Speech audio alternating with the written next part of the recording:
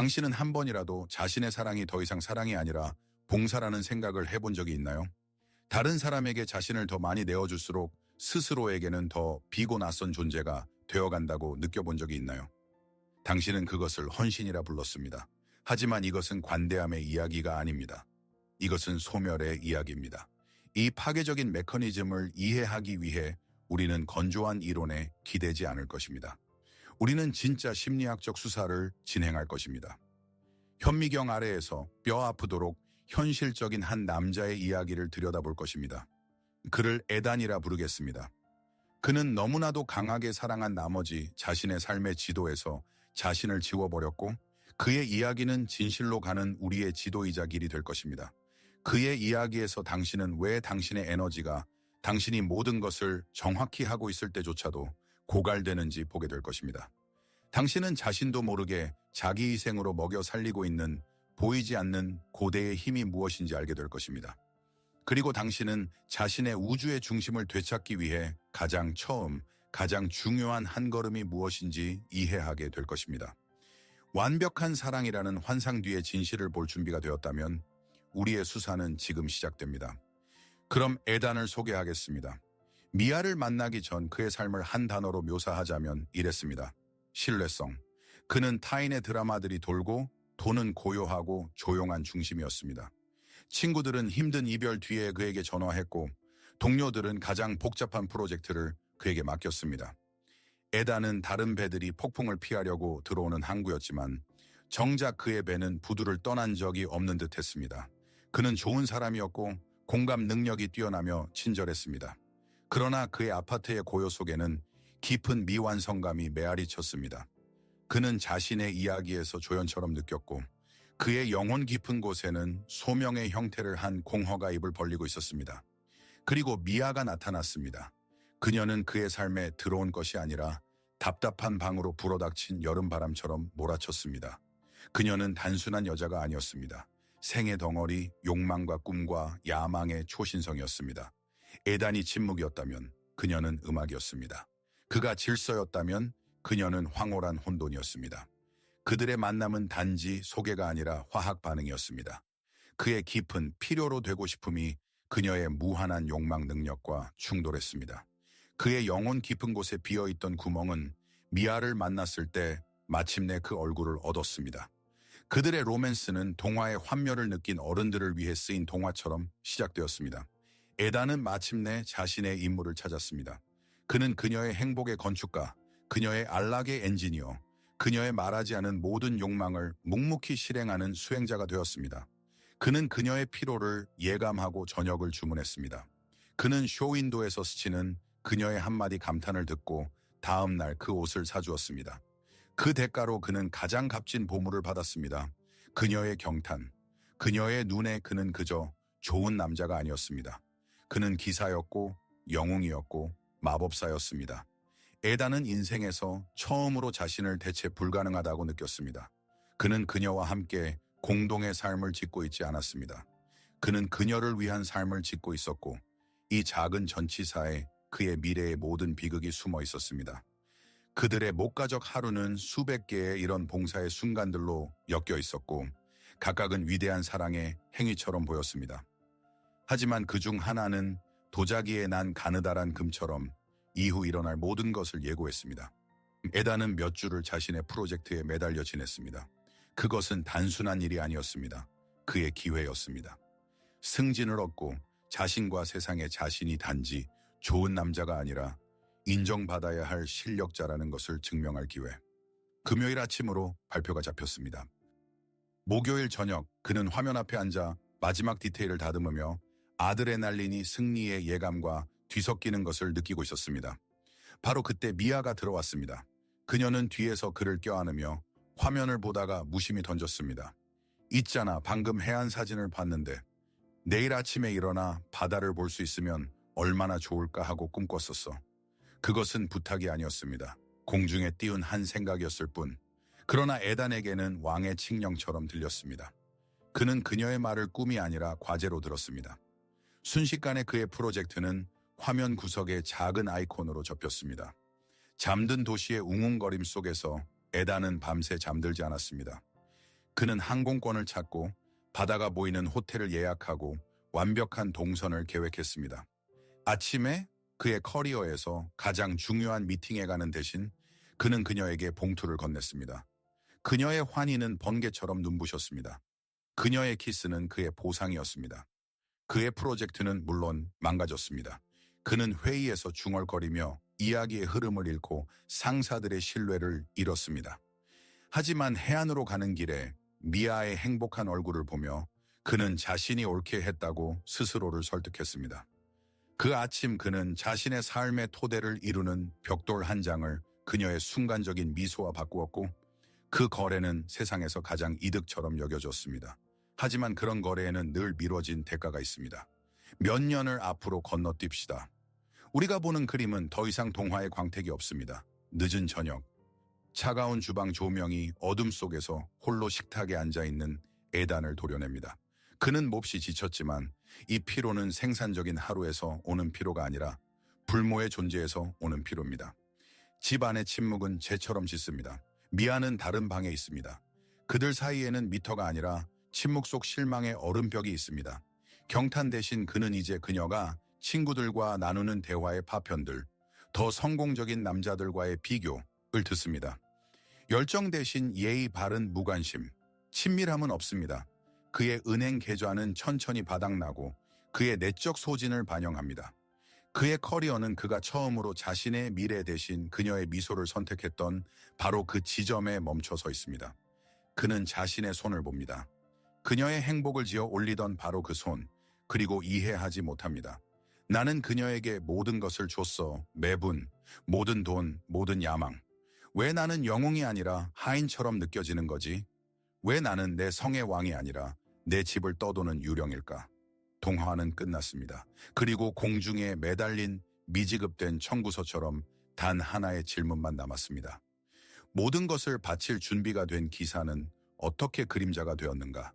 이 질문에 답하려면 감정을 잠시 내려놓고 분석가의 장갑을 껴야 합니다. 에단의 이야기는 단순한 연속된 잘못된 선택의 나열이 아닙니다. 명확하고 상호 연관된 증상들을 지닌 임상적 양상입니다. 증거들을 책상 위에 펼쳐봅시다. 첫 번째이자 가장 분명한 증상, 강박적 봉사. 유념하세요. 우리는 친절이나 돌봄을 말하는 것이 아닙니다. 강박적, 즉 집요하고 통제 불가능한 것을 말합니다.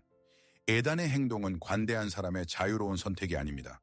그것은 의존자의 반사입니다. 그는 단지 미아를 행복하게 만들고 싶었던 것이 아닙니다. 그녀의 사소한 불만조차 견디지 못하는 병적 무능력이 있었습니다. 매번 알아맞힌 욕망은 사랑의 행위가 아니라 불안을 잠시 가라앉히는 한 도적이었습니다.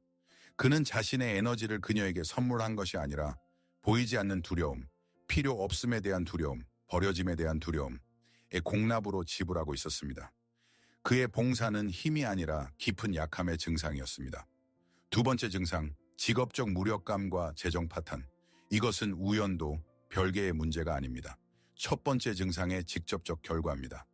남자의 생명력, 그의 드라이브, 그의 로고스를 거대한 강이라고 상상해보세요. 에단에게서 그 강 전체는 그의 커리어와 야망의 물길에서 비껴 마지막 한 방울까지 미아의 작은 욕망의 정원을 적시는 대로 돌려졌습니다. 그의 직업 세계는 단지 성장이 멈춘 것이 아니라 가뭄으로 죽어가기 시작했습니다. 프로젝트 협상, 자신의 왕국을 세우는 데 쏟아야 할 에너지가 그녀의 기분을 스캔하고 그녀의 변덕을 수행하는 데 온전히 쓰였습니다. 그의 재정 파탄은 그의 영적 파산의 물질적 반영일 뿐입니다. 세 번째 증상, 파트너의 변신. 중요한 점, 미아는 처음부터 엄마형 폭군이 아니었습니다. 그렇게 되었습니다. 그것은 그녀의 본질이 아니라 에단 자신이 무의식적으로 고용해 앉힌 역할입니다. 끊임없이 그녀의 인정을 구하고 자신의 결정을 포기하며 자신의 행복에 대한 책임을 그녀에게 넘겨줄 때 그는 그녀를 전능한 어머니의 왕좌에 앉혀봤습니다. 그리고 자연은 공백을 용납하지 않습니다. 남자가 자신의 내적 왕좌를 포기하면 누군가가 그 자리를 차지합니다. 그녀의 비판과 통제는 파괴적이긴 해도 그를 성숙하게 만들어 동등하게 만들려는 그녀의 심리의 필사적인 시도입니다. 그리고 마지막 네 번째 증상, 성적 사망. 양측의 욕망 소멸은 권태 때문이 아닙니다. 이 심리극의 논리적 종말입니다. 남녀 간의 성적 에너지는 극성을 요구합니다. 두 개의 분리된 주권적 중심을 요구합니다. 착한 소년과 통제하는 엄마의 역학에서는 성적 에너지가 존재할 수 없습니다. 그것은 심리적으로 근친상간적이 되고 영혼은 본능적으로 그것을 밀쳐냅니다. 대중심리는 이것을 유독한 관계라고 부를지 모르지만 그것은 불을 너무 따뜻한 곳이라 부르는 것과 같습니다. 설명이지 설명이 아닙니다. 무엇이 연료이고 누가 성냥을 켰는지 말해주지 않습니다. 원인을 이해하려면 더 깊이 들여다봐야 합니다. 그렇다면 이 모든 증상을 하나로 묶는 힘은 무엇일까요? 누가 이 드라마의 모든 배우, 에단, 미아, 그의 커리어와 그의 리비도를 동일한 파괴적 대본에 맞춰 연주하게 만드는 보이지 않는 지휘자인가? 일상적 설명은 무력합니다. 그러나 융심리학은 이 힘에 매우 정확한 이름을 부여합니다. 에단의 이야기는 실패한 관계의 이야기가 아닙니다. 칼 융이 부정적 어머니 콤플렉스라고 불렀던 것의 전형적 사례입니다. 이 진단을 해독해 봅시다. 이는 에단이 성인 남자임에도 가장 깊은 무의식의 차원에서 여인 파트너를 찾는 것이 아니라 위대한 어머니를 찾고 있다는 뜻입니다. 그는 두 명의 평등하고 주권적인 인격의 결합을 짓지 않습니다. 그는 착한 소년인 자신과 전능한 모성의 인물, 안전과 인정, 생명의 근원, 사이의 원초적 유아적 유대를 재현하고 붙잡아 두려 필사적으로 했습니다. 그의 화폐는 사랑이 아니라 복종입니다. 그의 목표는 친밀함이 아니라 융합입니다. 그는 자신이 있는 그대로 사랑받기를 원하는 것이 아니라 봉사에서 대체 불가능해져 결코 버려지지 않기를 원합니다. 그의 비극은 심리적 근친상간의 비극입니다. 분명히 합시다. 이는 물리적 행위를 말하는 것이 아니라 가장 깊은 영적 심리적 과정입니다. 이는 아들을 삼키는 모성의 인물로부터 분리되어 그녀의 심리적 자궁에서 나와 독립적 인격으로 탄생하지 못하는 무능력입니다. 이는 잘리지 않은 심리적 탯줄을 달고 사는 삶이고 그 탯줄을 통해 그의 모든 생명 에너지가 여성에게 흘러들어가며 그 자신은 빈겁대기이자 무력하게 남습니다. 에단의 비극은 사랑의 비극이 아니라 결코 성취되지 못한 심리적 탄생의 비극입니다. 이 한 가지 진단은 만능 열쇠처럼 지금까지 본 모든 자물쇠를 엽니다. 그의 강박적 봉사, 엄마의 미소를 얻으려는 착한 소년의 영원한 시도입니다. 그의 커리어 파탄, 삼키는 어머니가 아들을 자신의 권력 아래 묶어두기 위해 남성들의 세계, 로고스와 성취의 세계, 로부터 멀어지게 하는 상징적 거세입니다. 미아의 폭군으로의 변모, 성인적 위치를 포기함으로써 그가 스스로 그녀에게 강요한 위대한 어머니 역을 그녀가 성실히 수행할 뿐입니다. 욕망의 죽음에 가장 오래된 금기를 어기는 것에 대한 영혼의 본능적 공포입니다. 에단이 싸우는 상대는 미아가 아닙니다. 그는 자신의 내부에 사는 원형, 위대한 어머니의 그림자와 싸우고 있습니다. 이 악마가 이름 붙여지기 전까지는 그는 무적입니다. 부정적 어머니 콤플렉스라는 이 진단은 추상적이고 학술적으로 들릴 수 있습니다. 그러나 이 콤플렉스에는 목소리가 있습니다. 많은 분들이 그 목소리를 들어본 적 있을 겁니다. 바로 여기 이 지점에서 에단의 이야기는 그냥 이야기가 되는 것을 멈춥니다. 그것은 거울이 됩니다. 그 거울을 들여다보십시오. 당신 안의 침묵에 귀 기울이십시오. 당신의 삶에서 이 콤플렉스의 속삭임을 듣습니까? 그녀를 행복하게 해. 그러면 너는 안전해질 거야 라고 말하는 조용하지만 설득력 있는 그 목소리? 그녀의 평온이 당신의 최우선 과제이며 그녀의 미소가 당신 성공의 유일한 진짜 지표라고 우기는 목소리. 그녀의 원해가 즉시 당신의 해야해로 바뀌는 그 내부의 산수를 알아보시겠습니까? 그녀의 순간적 욕망이 당신의 수개월 계획을 손쉽게 취소하는가? 이것은 조용하지만 무자비한 논리입니다. 당신의 삶을 나중에로 미루게 만드는 논리. 왜냐하면 지금은 언제나 그녀의 것이기 때문입니다. 자신을 위해 무언가를 할 때 치밀어 오르는 깊고 불합리한 죄책감을 느껴본 적이 있습니까? 친구들을 만나러 갈 때, 자신의 취미를 할 때, 혹은 그냥 혼자 있고 싶을 때 마치 뭔가 신성한 것을 배신하는 듯한 불안이 올라오는가? 이것은 단순한 생각이 아닙니다. 당신의 심리 최신부에 깔린 하나의 내부 운영체제입니다. 그것은 백그라운드에서 작동하며 당신의 결정과 우선순위, 에너지 배분을 조종합니다. 그것은 무조건적 사랑과 수용의 천국을 약속하지만 그 천국의 입장료는 당신 자신의 삶입니다. 그 속삭임을 사랑이나 의무의 목소리로 받아들이는 한 당신은 포로로 남습니다. 여자의 포로가 아니라 그녀의 입을 통해 말하는 콤플렉스의 포로. 만약 그 목소리를 알아보았다면 아십시오. 당신은 개인적 나약함과 싸우는 것이 아니라 남성 심리에서 작동하는 가장 강력한 힘 중 하나와 상대하고 있습니다. 이 모성 콤플렉스는 단순한 심리적 기벽이 아닙니다. 거인입니다. 고대의 에너지입니다. 남자가 그것과 어떻게 상호작용하느냐에 따라 그를 정상으로 올리거나 그를 거세하여 힘을 빼앗습니다. 그 긍정적 측면에서는 남자에게 공감, 돌봄의 능력, 직관, 깊은 관계를 만드는 능력을 줍니다. 그것은 그의 영혼의 원천입니다. 하지만 에단의 이야기에서 보듯 그 부정적이고 그림자 같은 측면에서는 바로 그 힘이 파괴적으로 변합니다. 삼키고 질식시키고 의지를 빼앗아 남자를 자신의 삶의 영웅이 되지 못하는 영원한 아들로 만들죠. 그것은 요람의 안전을 약속하지만 그 요람은 시간이 지나 감옥으로 그리고 그의 정신을 위한 무덤으로 변합니다. 에단은 많은 이들과 마찬가지로 이 거인의 그림자 속에 갇혔습니다. 그가 어떻게 이 함정에 빠졌는지 그리고 훨씬 더 중요한 어떻게 빠져나올 수 있는지 이해하려면 그의 개인사를 넘어가야 합니다. 인간 심리에서 가장 오래되고 근본적인 힘 중 하나, 위대한 어머니의 원형에 대한 칼 융의 가르침 속으로 잠수해야 합니다. 이것은 학술적 연습이 아닙니다. 삶의 필수입니다. 지도가 없는 적은 이길 수 없습니다. 구조를 모르는 미로에서 빠져나올 수 없습니다. 지금 우리는 영혼의 아카이브 가장 깊은 곳으로 내려가 그 지도를 손에 넣을 것입니다. 우리는 이 힘의 해부도를 이해해야 하며 그 두 얼굴, 밝은 얼굴과 어두운 얼굴을 보아야 하나를 다른 하나와 구분하는 법을 배워야 합니다. 우리는 근원으로 갑니다. 제1원인으로. 남자의 운명을 형성하는 이 위대하고도 두려운 힘이 어떻게 작동하는지를 이해하기 위해. 그렇다면 위대한 어머니의 원형이란 무엇인가? 이를 이해하려면 잠시 학술 용어를 잊으십시오. 원형이란 누군가가 만들어낸 아이디어가 아닙니다.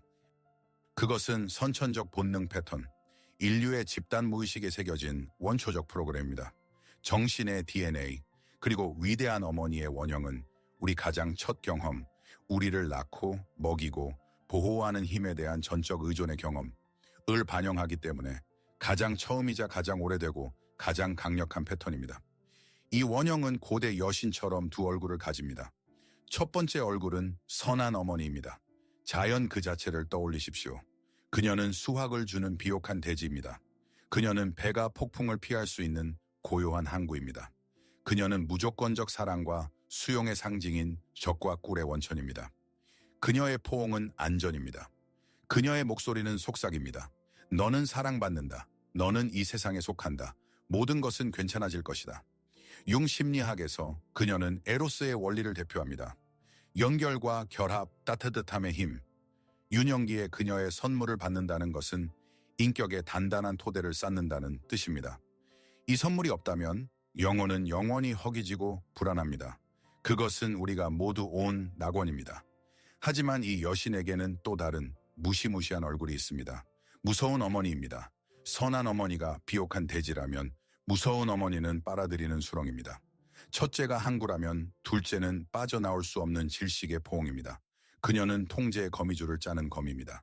그녀는 영원한 안식을 약속하지만 실상은 정신의 무덤인 관입니다. 그녀의 방식은 삼킴, 지배 그리고 상징적으로 거세입니다. 이는 물리적 행위가 아니라 의지와 야망, 남자의 외부 세계와의 연결을 거세하는 것입니다. 그녀는 말합니다. 나가지 마. 세상은 위험해. 내 곁에 있어. 나만이 내게 무엇이 좋은지 안다. 나 없이는 너는 아무것도 아니다. 신화 속에서는 해골 목걸이를 한 여신 칼리의 이미지, 혹은 아이들을 과자 집으로 유인해 잡아먹는 마녀의 이미지입니다. 이 두 얼굴의 경계에서 남자의 인생에서 가장 위대한 드라마가 펼쳐집니다. 영웅으로서 그의 심리적 과제는 어머니를 죽이는 데 있지 않습니다.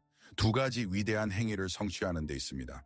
먼저 선한 어머니에게서 선물을 받는 것, 그녀의 사랑, 그녀의 따뜻함, 그녀가 주는 기본적 안정감, 그리고 그 다음 이것이 가장 어렵습니다. 적절한 때에 그녀의 포옹에서 벗어나 무서운 어머니에게 삼켜지지 않는 것입니다. 그는 낙원을 떠나 세상으로 나가 자신이 되어야 합니다. 남자의 심리적 탄생은 모성 원형으로부터의 분리 행위입니다. 그녀는 생명이 탄생하는 요람이자 모든 것이 돌아가는 무덤입니다. 남자의 운명 전체는 이 두 극 사이에서 벌어집니다. 집을 떠나는 영웅과 그를 붙잡는 용에 관한 이 영원한 신화는 고대 올림포스에서가 아니라 우리의 침실과 부엌에서 연출됩니다. 이 위대한 드라마가 에단의 삶에서 어떻게 나타났는지 봅시다. 모성 컴플렉스에 사로잡힌 남자의 삶에 있는 모든 여성과 마찬가지로 미아는 그의 무의식적 투사의 스크린이 되었습니다. 그는 그녀의 실제 모습을 보지 못했습니다. 그는 그녀 안에서 위대한 어머니의 두 얼굴의 반영을 보았습니다. 로맨스 초기에 그녀는 그에게 선한 어머니의 화신이었습니다. 그녀의 경탄은 그의 고갈된 자존감을 먹여 살리는 젖과 꿀이었습니다. 그녀의 욕망은 그의 내적 공허를 의미로 채우며 그에게 임무를 주었습니다. 그는 그녀를 단지 사랑한 것이 아니라 그녀에게서 먹고 살았습니다. 그녀의 행복은 그의 심리적 음식이었습니다. 이 단계에서 그들의 결합은 완벽해 보였습니다. 왜냐하면 그것은 원형적 각본에 정확히 부합했기 때문입니다. 보살피고 먹여주는 어머니와 감사하며 숭배하는 아들. 그는 자신의 낙원을 찾았습니다. 그러나 에단은 수천 명의 남자들이 저지르는 치명적 실수를 저질렀습니다. 그는 영웅의 여정을 거부했습니다.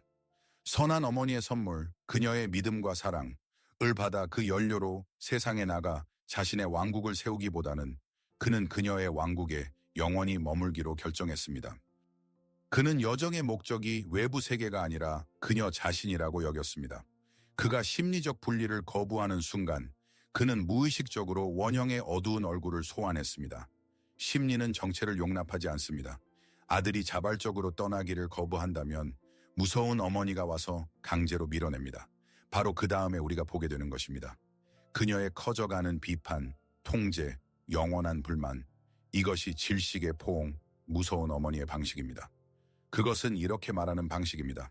너는 아직도 소년이야. 넌 못하고 있어. 넌 약해. 그리고 그의 재정 파탄과 직업적 무력감은 상징적 것의 직접적 결과입니다. 그가 그녀의 순간적 욕망을 위해 자신의 프로젝트를 내던진 바로 그 순간 그는 의례적 행위를 했습니다. 그는 자신의 로고스, 남성적 성취의 세계와의 연결을 그녀의 에로스, 감정과 욕망의 세계의 재단 위에 희생제물로 바쳤습니다. 그는 자신의 칼을 그녀에게 건넸고 신화가 요구하듯 그녀는 그를 곁에 붙잡아 두기 위해 그의 힘을 빼앗았습니다. 여기서 가장 중요한 지점에 이릅니다. 미아는 괴물이 아니었습니다. 그녀는 그가 무의식적으로 건넨 역할, 아들을 삼키거나 고통과 고난을 통해 마침내 그를 남자로 만들도록 요구받은 무서운 어머니의 역할을 성실히 연기한 배우였습니다. 그의 감옥은 그녀가 아니라 성장에 대한 그의 두려움으로 그가 쌓아 올린 벽돌들로 지은 것입니다. 그리고 에단의 비극은 유일한 사례가 아닙니다. 이 핵심적인 심리적 통과 의례를 거치지 못한 모든 남자에게 적용되는 보편적 법칙입니다. 핵심을 이해하십시오.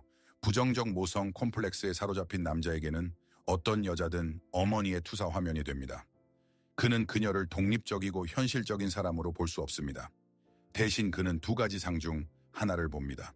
여신이거나 마녀, 선한 어머니이거나 무서운 어머니. 관계 초기에 그는 그녀에게 여신의 이미지를 투사합니다. 그는 그녀를 숭배합니다. 이상화합니다. 그녀를 제단에 올려놓고 그녀를 섬기기 위해 모든 것을 바칠 준비가 되어 있습니다. 그는 그녀를 사랑하는 것이 아니라 그녀를 식욕화합니다. 그는 파트너를 찾는 것이 아니라 마침내 자신에게 부족한 온전함과 의미를 줄 구원자를 찾습니다. 하지만 재단은 무너지라고 있는 것입니다. 현실의 여자가 자신의 불완전함을 드러내고 그의 이상적인 이미지에 맞지 않는 자신의 불만과 필요를 드러내는 순간 투사는 흔들리며 바뀝니다. 여신은 마녀로 변합니다. 선한 어머니는 무서운 어머니가 됩니다. 그리고 그는 그녀를 두려워하기 시작합니다. 그녀의 분노, 그녀의 비판, 그녀의 침묵을 두려워합니다. 그녀의 불만은 동등한 파트너의 의견으로 느껴지지 않고 생명의 근원으로부터의 추방, 전면적 소멸의 위협처럼 느껴집니다. 이런 역학에서는 평등이 있을 수 없습니다. 그는 아래에서 그녀를 숭배하거나 아래에서 그녀를 두려워할 뿐입니다. 그는 그녀와 어깨를 나란히 설 수 없습니다. 그는 그녀와 동맹을 이룰 수 없습니다. 그는 여전히 유아기에 있기 때문입니다. 그래서 이런 관계에서 성은 언제나 sooner or later 죽습니다. 심리는 근친상간을 허락하지 않습니다. 어머니의 보호와 인정을 기대하는 일을 진정으로 욕망할 수 없습니다. 당신에게 그녀의 불만이 유아적 공포를 일으키는 대상에게 성숙하고 맹렬한 열정을 느낄 수는 없습니다. 당신은 동시에 연인이자 아들이 될 수 없습니다. 결국 심리는 당신에게 선택을 강요합니다.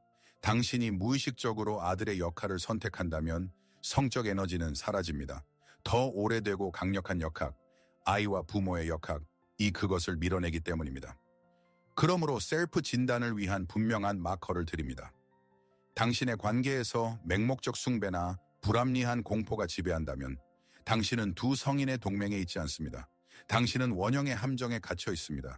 이 진실은 아플 수 있습니다. 원형적 힘의 함정에 자신이 갇혀 있다는 것을 자각하는 것은 무거운 지식입니다. 그러나 자각은 자유로 가는 첫 걸음입니다.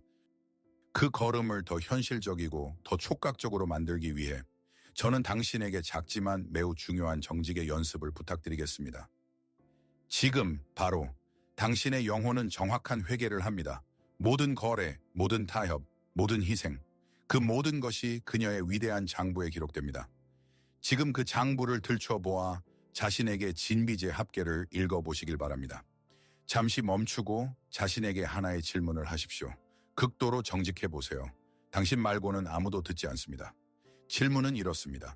관계에서 인정 승인을 얻기 위해 내가 지불하는 값은 무엇인가? 추상적 질문이 아닙니다. 값은 언제나 구체적입니다. 비용 항목을 훑어봅시다. 당신은 이미 무엇을 내놓았습니까?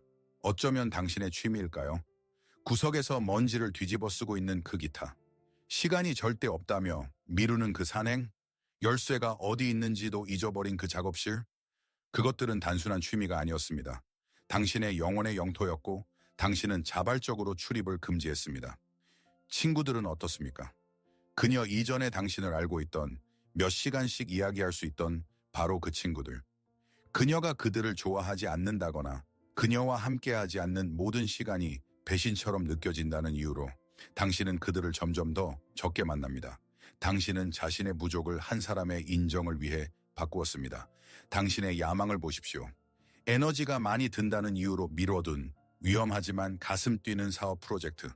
집안의 갈등을 피하려고 싸우지 않은 그 승진. 여기가 그녀에게 더 편하다는 명목으로 묻혀버린 다른 도시로의 이주라는 꿈. 그리고 가장 중요한 것. 당신의 꿈과 원칙. 어떤 남자가 되고 싶은지에 대한 조용하고 깊은 확신. 말하고 싶을 때 몇 번이나 침묵했습니까? 당신 안에서 모든 것이 아니오라고 외칠 때 몇 번이나 이해라고 했습니까? 평화를 유지하려고 자신을 몇 번이나 조금씩 배반했습니까?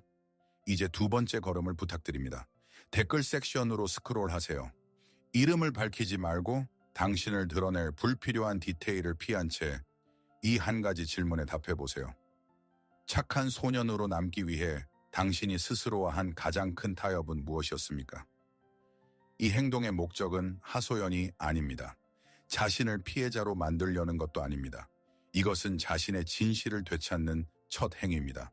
자신의 희생을 이름 붙이는 것은 그것이 없었던 척하는 것을 멈추는 것입니다. 그것에 대해 쓰는 것은 무의식의 어두운 지하실에서 그것을 꺼내 빛으로 가져오는 것입니다. 다른 이들의 댓글을 읽으면 당신이 혼자가 아님을 보게 될 것입니다. 당신은 같은 싸움을 벌이는 거대하고 침묵하는 남자들의 형제단에 속해 있음을 보게 될 것입니다. 이 알미 바로 당신 해방의 시작입니다. 그리고 그 값을 보게 될 때 잃어버린 취미, 친구, 야망에 관한 수십 개의 이야기를 댓글에서 읽게 될 때 하나가 분명해집니다. 외부 세계와의 전쟁은 이미 패배했습니다. 진짜 전투, 유일하게 승리할 수 있는 전투는 내부에서 벌어집니다.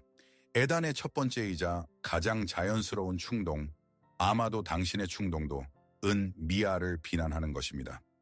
그녀를 모든 불행의 원인으로 보는 것, 폭군, 가해자, 그의 삶을 파괴한 이 길은 논리적으로 보입니다. 간단한 설명과 분명한 적을 줍니다. 그러나 그것은 함정입니다. 막다른 길입니다. 그녀를 비난함으로써 그는 같은 유아적 게임을 계속할 뿐입니다. 엄마가 나빠. 엄마가 날 괴롭혀. 그는 전능한 부모에게 하소연하는 아이의 위치, 피해자의 위치에 머뭅니다. 이것은 같은 각본을 영원히 반복하도록 보장하는 길입니다. 배우만 바뀔 뿐 비극적 결말은 같습니다. 융적 접근의 핵심 진실을 이해하십시오. 미아는 그의 무의식이 무서운 어머니 역할에 캐스팅한 배우에 불과합니다. 그녀는 이 연극의 저자가 아니라 연기자입니다. 그럼 저자는 누구입니까? 그 자신입니다. 치유되지 않은 모성 콤플렉스가 이 각본을 쓰고 캐스팅을 진행했습니다.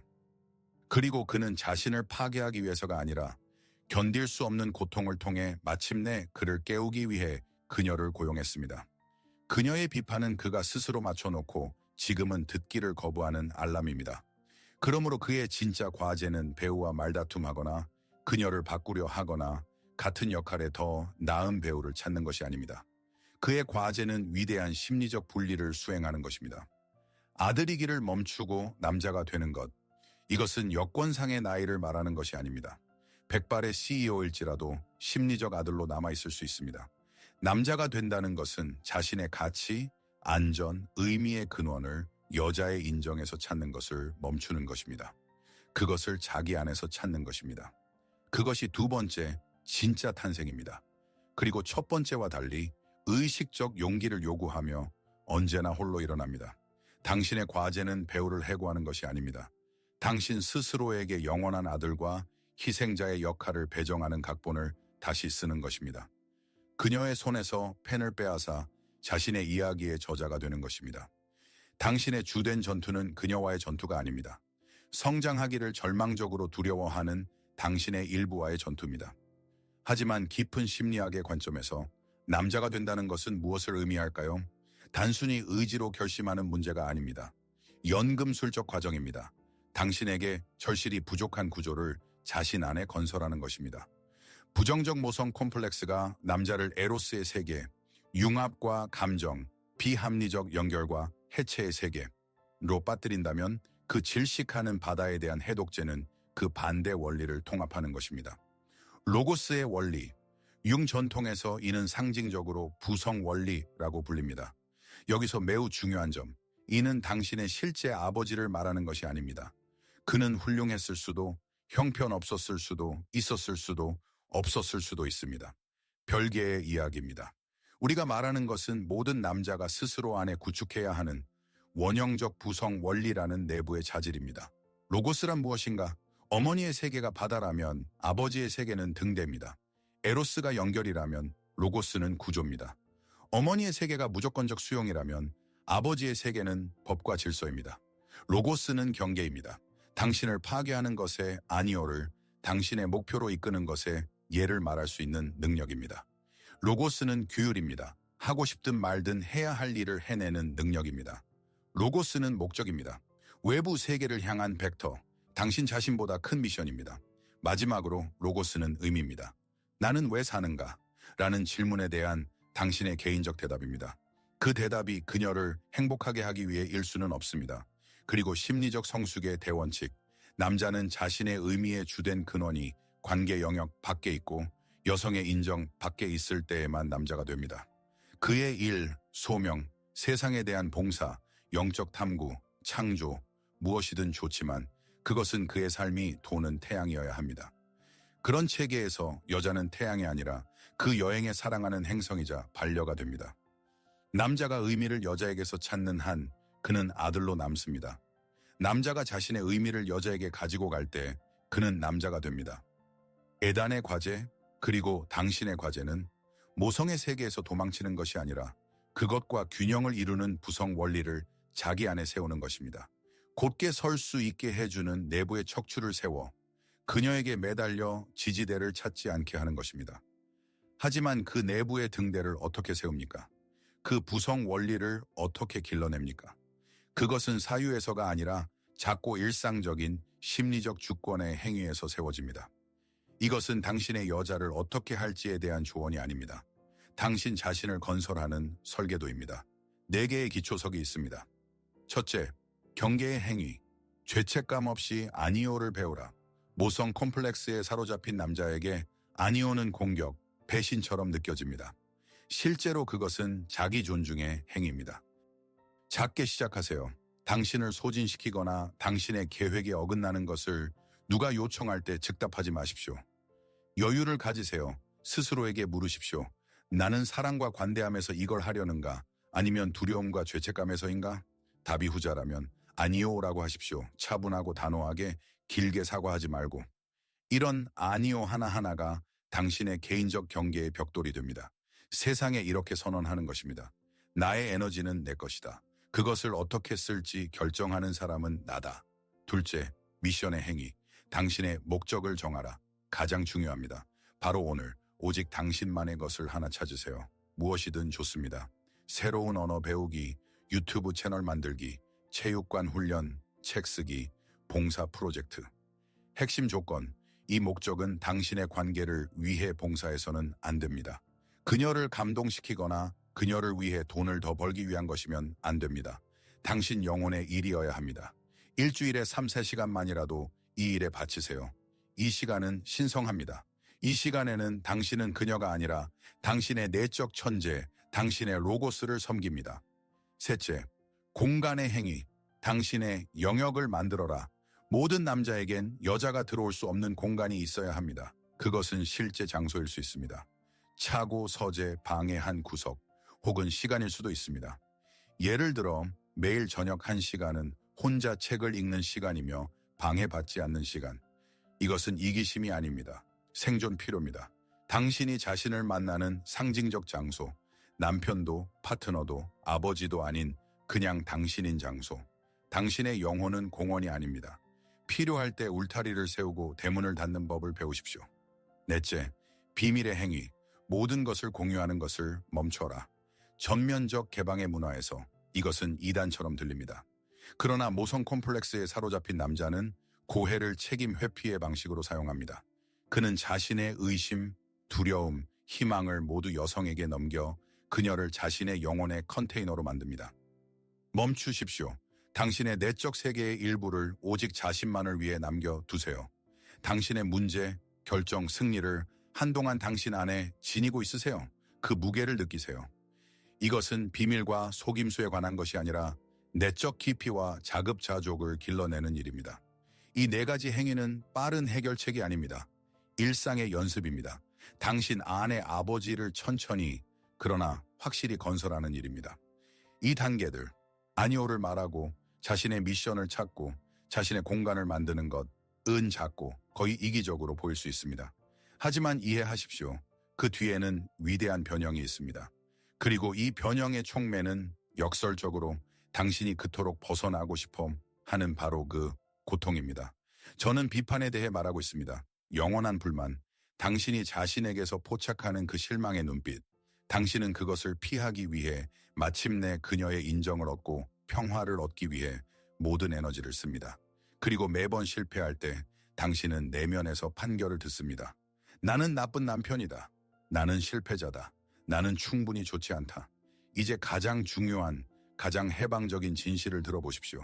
여자의 비판과 불만은 당신의 실패가 아닙니다. 그것은 경보 신호입니다. 당신은 그녀의 말을 듣지만 그것은 완전히 그녀가 말하는 것이 아닙니다.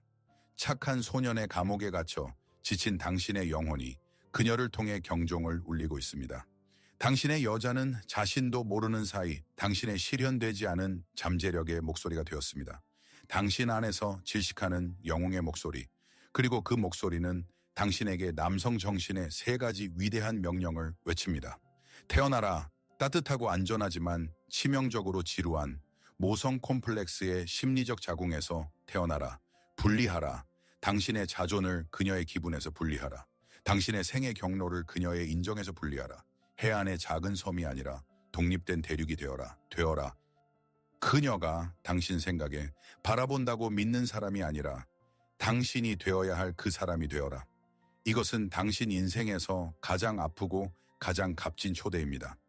아픈 이유, 당신이 편한 사람 되기를 멈춘다면 버림받을지도 모른다는 가장 큰 두려움을 마주해야 하기 때문입니다. 가장 값진 이유, 그 두려움 너머에 당신이 진정으로 원하는 모든 것이 있기 때문입니다.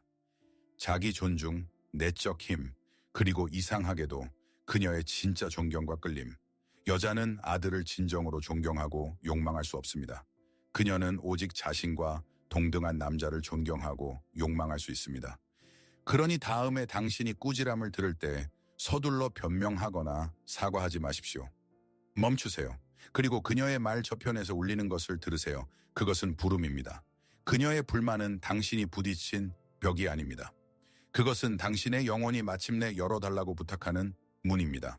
이렇게 해서 우리는 에단과 함께 먼 길을 걸었습니다. 그의 환상의 낙원에서 그의 주방의 차가운 현실로 내려갔다가 그의 영혼의 가장 깊은 아카이브까지. 이제 우리의 분석의 정상에 서서 우리는 그의 이야기와 수천 명의 다른 남자들의 이야기 뒤에 서 있는 대원칙을 정식화할 수 있습니다. 우리는 이 수사를 질문으로 시작했습니다. 왜 당신은 관계에서 자신을 잃는가? 우리의 자아를 기쁘게 하는 피상적 답은 이렇습니다. 나는 너무 많이 사랑하기 때문이다. 나는 너무 관대하기 때문이다.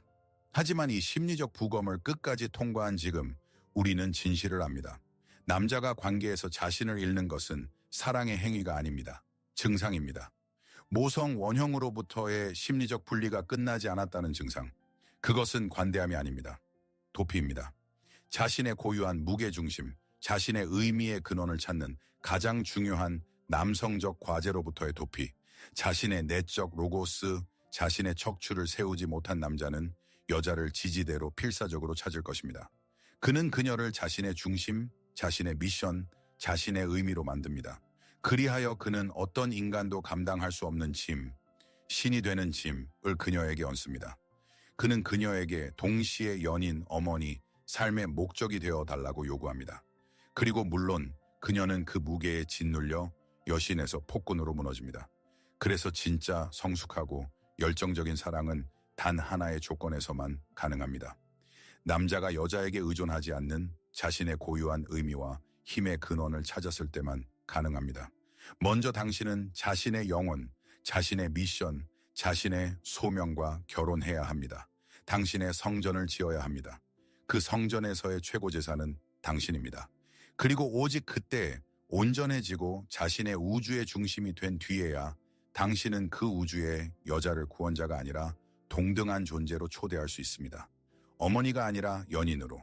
남자가 이 길에 들어서면 모든 것이 바뀝니다. 그 자신이 바뀝니다. 그리고 마치 마법처럼 그의 관계도 바뀝니다.